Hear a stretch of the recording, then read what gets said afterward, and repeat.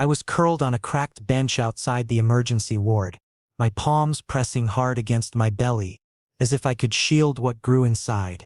The scent blockers taped to my neck had started to peel, but I didn't care. Everything around me smelled like disinfectant and death. The doctor's voice still echoed in my ears, cold and clipped. The pup is healthy, if you keep it. But that wasn't the problem. I tilted my head back and let my eyes blur. Fluorescent lights above buzzed like flies. My chest hurt more than my glands. His voice, it haunted me more than anything. Get rid of it. He hadn't even looked at me when he said it.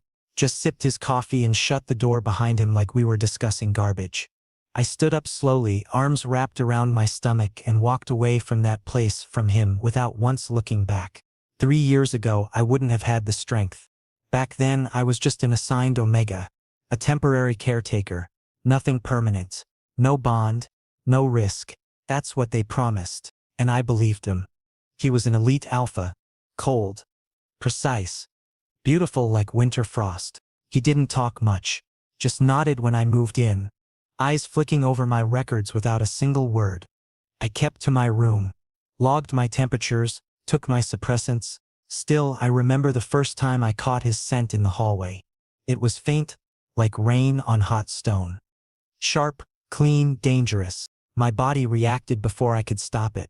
Knees weak. Heat fluttered deep in my spine. I clenched my jaw and swallowed my pills dry. He never crossed lines. Not once. But I noticed things. A folded blanket suddenly on my couch. I didn't leave it there. My mug always washed even when I left it hidden. The windows cracked open just enough so I wouldn't choke on my own scent in heat. Small things. Too small to mean anything. But then, one night I sneezed. Stupid small thing, and he brought me tea without saying a word. Just placed it near my bedside. His fingers brushed mine. Too warm. Too careful. I stared at the steam curling from the cup and wondered how much longer I could pretend. I told myself I didn't feel anything, that the longing in my chest was just side effect of suppression. But every time he walked past me, I'd hold my breath. Because I knew, if I inhaled I wouldn't survive it. And yet, I fell. Silently, like rain dripping into cracks. One night I saw him asleep on the living room floor, just lying there like his body had given up. He wasn't perfect. He wasn't cold. He was lonely. I wanted to reach out, to touch his hair, but I just stood there, hands trembling, and walked away. Because I was afraid. Not of him. Of what I would become if I let myself hope. Weeks passed. Months. I told him I was being reassigned. That my term was over. He said nothing. Just nodded again. That same nod like I was furniture being moved. So I packed quietly. My hands shook so hard I dropped the photo frame he left me. Us at some dinner, awkward smiles. It cracked. I didn't pick it up. The day I left he didn't even come to the door. I stood in the doorway for too long. Hoping. Stupidly. But silence answered me. That night, I cried for the first time in years. And then 2 weeks later I missed my heat. I stared at the test in the tiny bathroom of a rented flat and felt nothing. No joy. No panic. Just silence. I texted him. Just once. I think I'm pregnant. No reply. Hours later I got a message from his assistant. He recommends termination. No explanation. No call. Just a recommendation. I deleted the message. That night I pressed my palm to my lower belly and whispered, I won't let anyone erase you. And so I vanished. Changed names. Cities. I sold everything. Even my heat suppressant stash, because I knew I couldn't go back. Even if my body begged, even if my heart screamed, he didn't want us. So I had to learn how to want myself. Now here I was, on this bench, feeling the pup shift lightly inside me. Small, warm, real, and suddenly I wasn't afraid anymore. He could forget me, erase me, but he wouldn't erase this life, because I chose it, and I would never look back. The first time I entered his house I felt like I didn't belong. Everything was too clean, too cold. Marble floors that didn't remember footsteps. Windows that let the light in but never the warmth. He stood at the far end of the hallway, dressed in black, tall and unrateable. His face didn't move when I bowed slightly and said, I'm here for the assignment. He nodded once. Just once. No handshake. No words. Just a tilt of his chin and he turned. I followed him through the echoing silence like a shadow. He gave me a guest room at the end of the hall, said nothing about rules. No curfews. No curtness. Just silence. I unpacked my things with trembling hands. Suppressants. Heat trackers. Temperature logs. My scent block patches were fresh, clinging tight to my neck, but I still worried they weren't enough. Because his scent, it was thick, woodsy, like winter pine after rain, sharp and dry but tinged with something dangerous. It coated the house, the doorknobs, the curtains, even the air itself. I thought I was imagining things, that I was just nervous, just weak. But that night when I lay down to sleep, I couldn't. My skin felt too warm, my pulse too loud. Even though we hadn't touched, hadn't spoken, his scent stayed with me, and the next day it was worse. He passed me in the hallway, close, too close, his shoulder brushed mine, and for a second, just one heartbeat, he paused. I didn't look up, but I felt it, that breath he held, that stillness, as if something in him noticed something in me. I told myself it was nothing. I wasn't here to be noticed, just to assist. Temporarily. No bonds. No risk. But the house began to change. Small things. Subtle. A fresh towel folded outside my door. Steam still clinging to it. My tea mug, one I always left unwashed, suddenly clean before I even woke. Curtains drawn gently closed, blocking the harsh sunlight I hated. Meals waiting at odd hours. Soup always warm. Bread never stale. And him, never speaking, never watching, but always there. Some days I would feel his gaze heavy, quiet, clinging to my back as I moved. When I turned, he was gone. But the scent remained. He didn't ask me questions. He never invaded my space. And yet, I felt caged. Not by bars. By attention. It wasn't loud. It wasn't cruel. It was something else. Something softer. Slower. Possessive in its patience. He waited. I don't know for what. Maybe for me to break. Maybe for me to... But I didn't. I smiled instead. Once. Just once. When he left an extra blanket by my bed during a cold week. I caught his eyes by accident. Said, "Thanks," in a voice too light, too awkward. He froze. Not his whole body. Just his eyes. They widened, almost imperceptibly, like I'd done something terrible. I looked away. After that, things became stranger. He stopped walking past me. Instead, he stood, in doorways, corners, watching me with a gaze too unreadable. One night, I dropped a plate. It shattered. Before I could kneel, he was already there. His hand brushed mine as we both reached for the same shard. That touch, brief, bare skin to bare skin, sent a jolt through me. Not heat. Not lust. Just something I couldn't name. He pulled back like I burned him. Stood and walked away without a word. I clutched that shard too tightly. It cut me. But I didn't notice the blood until much later, because I was shaking. I didn't know what to call what was growing. Not love. Not yet. Something else. Obsession. Maybe. Not mine. His. Because the more I pulled away, the more present he became. I stopped eating dinner in the kitchen. He started leaving trays at my door. I skipped logs for my heat schedule. He emailed reminders without ever asking. I faked being asleep when he passed. I could hear his breath hitch outside my door. Once I forgot my scent blocker. Just for an hour. He didn't come near me that entire day. But that night, I found my bed freshly made, sheets washed, windows wide open, as if he was punishing himself for something. I sat there in the moonlight, hugging my knees and whispered, "What are you doing to me?" The silence answered. Days passed. Weeks. My body learned his scent before I accepted it. I could sense when he was near before I heard his footsteps. My skin would tingle. My pulse would slow. My scent would stir, no matter how hard I fought. And then one evening, it happened. A storm hit. Power cut. The house dipped into silence. I was on the stairs, searching for candles when he appeared behind me. His voice low, rough, murmured, "Are you scared?" I turned. Slowly. No. He took one step closer. Good. His eyes weren't cold. Not anymore. They were burning. "I won't touch you," he said. But his scent did. It crashed into me like a wave. Thick, warm, suffocating. My body trembled, I gripped the rail tight. My knees almost giving in. He reached out, not to hold, just to steady. Fingers near my waist, not quite touching, and then he whispered, "You smell like rain." I ran, not because I was afraid of him, but because I was afraid of how much I didn't want him to stop. That night I locked my door, sat against it. His footsteps stopped outside. Then silence, and then very faintly I heard him say, "I'm trying." I covered my ears, because I was trying too. Trying not to want him. Trying not to melt every time his scent filled the air. Trying not to believe that someone who never said the words could still need me.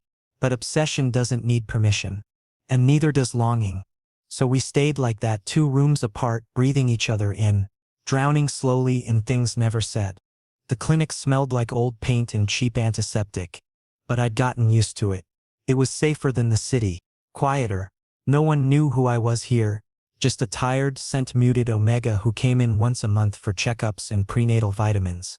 The doctor was kind. She never asked about the father. Just hummed while checking my vitals. Let me rest longer than needed. Spoke softly as if afraid to break me. I didn't talk much. Didn't need to. My world had shrunk down to my swelling belly and the steady thump of 2 heartbeats. It was raining that day. Heavy. Monsoon season had turned everything into gray and mud. I sat by the window, holding a cup of warm ginger tea. One hand rested protectively over my bump. The pup had kicked earlier, soft but sure. It still felt unreal sometimes. 3 years since I'd seen him. 3 years since he told me to erase this life. And now I was here, hiding, waiting, breathing. The front door slammed. I froze. Footsteps. Fast. Unfamiliar. Then familiar. Too familiar. I stood slowly. My cup slipped from my hand and shattered on the floor. The scent hit before the door even opened. Not imagined, not remembered, real, sharp, wet. He was here. I turned just as the door burst open. He stood there soaked in rain, hair clinging to his forehead, shirt half unbuttoned, chest heaving. His eyes found mine instantly. Bloodshot. Wild. "You..." I stepped back. My hand covered my stomach instinctively. He stepped forward. "You disappeared." My mouth opened but nothing came. He looked at my belly. His eyes shook. "Is it?" I nodded. "I don't know why. I should have lied." His hand twitched at his side. He didn't reach for me. "Not yet." "I looked everywhere," he whispered. "For months. I couldn't." "You told me to kill him." My voice broke. It wasn't strong. It wasn't loud. But it cracked the air between us like thunder. He flinched. "I didn't mean it." "No?" I laughed. "Cold. Small. Your assistant said you recommend termination." "That's not a mistake." His face twisted. He looked like he'd swallowed glass. "I was scared," he said. I didn't know how to protect you. I thought pushing you away was..." I backed up. My knees hit the edge of the cot. "I don't want your guilt." I hissed. "I don't need it." But my scent betrayed me. My body trembled. The rain outside grew heavier. The air shifted. Suddenly, the world tilted. A heat wave crashed through my spine. Sharp. Blinding. I gasped. My knees buckled. No. No, not now. My heat hadn't come in over a year. Suppressants, blockers, all of it carefully timed. But his scent flooded the room. Rich. Spiced. Overwhelming. My body responded instantly. He moved before I could cry out. Arms around me. Catching me. Holding me close. Too close. "I didn't come to hurt you." He breathed into my hair. I swear. But I couldn't answer. My glands pulsed, raw and exposed. I shoved him weakly. Don't touch me." He stepped back. Just an inch. Just enough. But the damage was done. My scent clung to him. His clung to me. The room was thick with it. "I didn't plan this," he whispered. I looked at him through blurred eyes. "Then leave." He didn't. Instead, he moved closer. Slower this time. One hand reached out. Touched my cheek. Gentle. Barely there. "I missed you." I slapped him. He didn't flinch. Tears burned my eyes. "You don't get to say that. You don't get to show up now." "I know," he said. "But I couldn't stay away anymore." The pressure behind my neck built. My glands throbbed. My sense spiraled out of control. His eyes darkened. Voice thick. "You're in heat." "No," I whispered. "No, I'm not. I can't be." He reached forward, not to hold me, but to steady himself. His fingers brushed the side of my neck, right above my gland. I froze. "Don't," I said. "I have to," he said. "Just a little. To help you stabilize." He leaned in. His breath was warm. My legs shook. And then, his teeth grazed the edge of my gland. Soft. Deliberate. Not enough to claim. Not enough to bond. Just enough to burn. My back arched from the shock. My hands gripped his shirt. I gasped. "Stop," I screamed. He pulled back, panting. I slapped him again, harder. He didn't move. I stared at him, hurt, shame, rage, but also longing, because part of me had waited for this moment, waited for him, waited for his regret, his desperation, but not like this, never like this. "You can't fix this with a bite," I whispered. He didn't answer, just knelt down, rested his forehead against the swell of my belly. "I'm sorry," he said, over and over, a whisper, a chant, a prayer. I touched the place where he bit me. It wasn't bleeding, but it throbbed, like a scar trying to open again. "I hate you," I said. He nodded. "I know." The rain didn't stop, neither did my shaking. He didn't leave, and I didn't push him out, because even broken things remember where they came from. Even rejected scents still burn, and betrayal never forgets its name. The moment his teeth grazed the edge of my gland, something inside him snapped. It wasn't loud, it wasn't violent, but it was terrifying. His breathing changed deeper, erratic. I could hear the shift before I saw it. A low, guttural sound crawled out of his throat. Not a growl, not a word, just hunger. I stepped back instinctively, one hand on the wall, the other over my belly. He looked up at me, pupils blown wide, jaw clenched, hands trembling at his sides. His voice cracked, broken like glass. "I can't stop." My heart slammed against my ribs. His scent hit like a wall. It wasn't gentle anymore. It was wild, thick, burning. It wrapped around me, coiled into my lungs, sank into my skin. Pine and smoke, tangled with something feral, bitter heat, sweet danger. My body responded before my mind caught up. My sense spilled, uncontrolled, confused, calling. I shook. No, no, not now. I wanted to run, but my legs wouldn't move. He stumbled forward, like he was drunk on me. "Don't," I whispered. He stopped, just for a second, but it wasn't enough. His eyes locked onto my gland again. The shallow bite from earlier pulsed, throbbing like a wound that hadn't closed.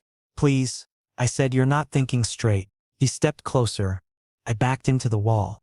"I'm trying," he gritted out. I tried to stay away. "But your scent." His hand rose slowly, not to grab, just to hover over my cheek. I froze. He pressed his forehead to mine. Hot. Damp. "I don't want to hurt you." But his body betrayed him. His chest heaved, muscles shaking. He was burning. Sweat rolled down his neck and his scent grew darker, heavier, like his control was thinning by the second. I should have screamed, fought. Instead, I reached up. Fingers trembling, I touched the side of his jaw. "I know," I whispered, "but it doesn't matter right now." His hand slid to my waist, slowly, carefully, but then, he buried his face in my neck. Not biting, just breathing. I gasped. My knees gave out. He caught me, lowered me gently to the floor. The rain outside had turned violent, slamming against the clinic windows like a warning. Inside it was quiet, except for our breathing, except for the heartbeat in my throat. He hovered over me, shaking. "Say no," he said, voice raw. "Say no and I'll walk into traffic right now." I should have, but I didn't. I just closed my eyes, and he broke. He kissed my glands, slow, deep, trembling, and then his teeth sank in. Not sharp, not cruel, acclaiming. I cried out, not in pain, not in pleasure, something in between. Bonding marks flared bright beneath my skin, glowing with heat, then fading. His rut hit full force after that. He trembled against me, body hot, breath feverish. He kept whispering my name like a mantra, like an apology, like a prayer. And I didn't push him away. I couldn't, because my body still wanted him, still remembered him, still ached for him. Even after everything. Even now. I turned my head, biting my lip, eyes stinging. I hated myself for letting it happen, for needing him, for wanting the scent of the alpha who told me to erase our pup. He moved slow, desperate, careful and frantic all at once. Like he was afraid I'd disappear again. Like I was a fever dream he didn't want to wake from. My scent curled around his. Our heat filled the room. And somewhere in that madness, I stopped crying, stopped resisting. Because I was tired of running, of aching, of pretending his scent didn't live in my bones. He didn't say sorry. Not once. When it was over, he collapsed beside me. Not touching, just breathing. His sweat soaked the sheets. My skin burned where his teeth had been. The bond pulsed, not sealed. Not permanent, but present, loud. My body curled in on itself. Instinct pulling away from him. But my heart, it leaned closer. I hated that. I hated how much I still wanted him. He turned his head toward me. Eyes half-lidded. Hair damp. He didn't speak. Didn't move. Just reached out. Fingertips brushing my forehead. And he kissed it. Soft. Final. Like he already owned me. And I let him. Because part of me still belonged to him. Even now. Even after everything. Even in the shame. Even in the bond that wasn't supposed to exist. I turned my face to the wall. Closed my eyes. Pretended I was alone. But his scent was everywhere. Inside me. Around me. And no matter how far I'd run, I could never run far enough. I left before dawn. No goodbye. No note. Just the scent of him still clinging to my skin like shame. My body ached. Not from the bond. From the memory. From how easily I let him in again. From how helpless I became under that scent. I found another town. Smaller. Quieter. No clinics. No records. Just a beta who ran a farm and didn't ask questions. He offered me a room above his storage barn. Said I could stay as long as I needed. He didn't ask why my eyes never stopped watching the door. He didn't ask why I flinched at the scent of pinwood. He didn't ask why my pup kicked harder at night. Like he remembered something I was trying to forget. I covered my gland with extra blockers, drenched my clothes in neutralizers, buried my scent beneath layers of dirt and hay and lies. But alphas don't forget what's theirs. Especially not him. I felt it before I heard him. The wind shifted. The barn animals stirred. My spine tensed. Then the door slammed open. He was here. Again. He looked mad. Not angry. Not furious. Mad. His eyes were burning too wide. His scent, sharp, bitter, consuming. He didn't walk in. He stormed. Where is he? His voice cracked the wooden walls. The beta rushed down from the ladder. You can't just move. It wasn't loud. But the command behind it was primal. The beta staggered back. His face went pale. He looked at me once scared, confused, and then left. Just like that. My hands shook. I held my belly like it could protect me. He turned to me slowly. I could barely breathe. His scent was everywhere. Stronger than before. Desperate. Almost sick. He walked toward me. No hesitation. No I backed up until my spine hit the wooden beam. He stopped inches away. I felt him. His voice, it was shaking. I felt him kick. I was asleep and I woke up gasping. Like he was calling me. I said nothing. He dropped to his knees. Right there. In the dust. He pressed his forehead to my belly. Tears fell. Quiet. Real. I felt him. My throat burned. You don't get to say that, I whispered. He looked up. I do. He's mine. No, I snapped. You told me to kill him. He flinched. I slapped him. Hard. He didn't move. Didn't stop me. Just looked up like he deserved worse. I was scared, he whispered. Of loving too much. Of losing you both. Of not being enough. You were cruel. I know. You left me alone. I never stopped searching. His voice cracked. Every clinic. Every town. I followed scent trails until they led nowhere. I thought I'd go insane. You did. He laughed bitterly. I did. I looked away. My scent began to spiral. confused, hot, heavy. He noticed. Of course he did. You're not blocking properly. Because I'm tired. He stood. I won't take you back, I said. He didn't respond. I turned away. He moved behind me. Close. Too close. I don't want your forgiveness, he whispered against my neck. I want your hate. Your anger. Just don't disappear again. My shoulders trembled. Don't scent me, I said. Don't mark me. Don't touch me. I won't, he whispered. Unless you ask. But his scent, it crawled over my skin like memory. My omega instinct screamed and melted all at once. Leave, I whispered. He stepped back. I turned slowly. He was at the door. But he didn't leave. I brought something. He reached into his coat pocket, pulled out a crumpled fabric, the baby blanket, the one I'd left behind, the one he never touched. It still smelled faintly of pine. I kept it, he said. Even when I told myself I didn't want him. Tears filled my eyes. I hate you. He nodded. I hate me too. Silence. And then the pup kicked. Hard. I gasped. He ran to me, caught me before I fell. His hands on my back. His mouth near my ear. He knows me. He breathed. He's calling me. I sobbed. I wanted to protect him, he said. But I failed. You still might, I said. He held me tighter. I didn't push him away. Not this time. Because sometimes the scent that ruins you is the only one that makes you feel alive.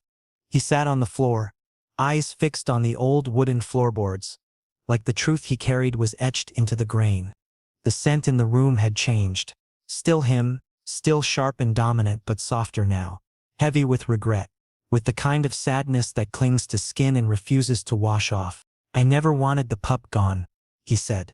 His voice wasn't steady. It cracked at the edges. I wanted you to hate me. I stood by the window, arms folded over my chest. Eyes locked on the horizon that had kept me from breaking these past months. His voice trembled. Because I knew if you stayed, they'd destroy you. I turned slowly. Who? My family.